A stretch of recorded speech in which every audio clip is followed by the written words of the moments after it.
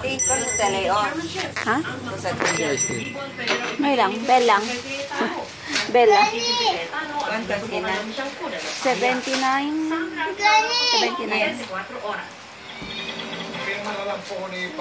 Siya legal ano, redondo. Siya tamen redondo.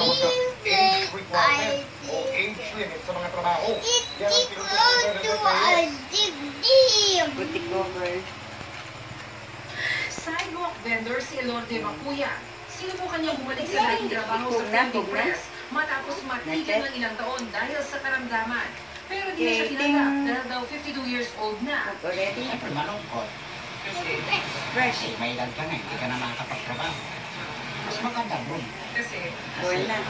Kahit may sweldo ka. Cook na. Mas malaki pa. Tik mo na, ting. Ano mo doon. Pagdating ng mga wala na Pasko. Ting.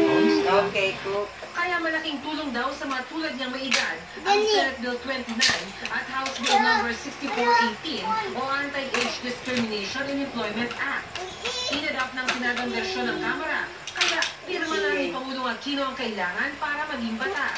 Sa ilalim nito, ipagbabawal ang paglalagay ng age requirement o preference sa mga job listing.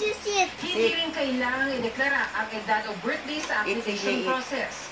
Bawal ring hindi tanggapin ang aplikante dahil lang sa edad.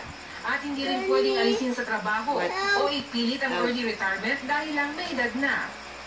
Matagal na lang pinaglalaban ng People Management Association of the Philippines ang pantay-pantay na karapatan na makapagtrabaho. Ang pinag-uusapan natin dito, hindi edad. Ang pinag-uusapan natin, kaya mong gawin.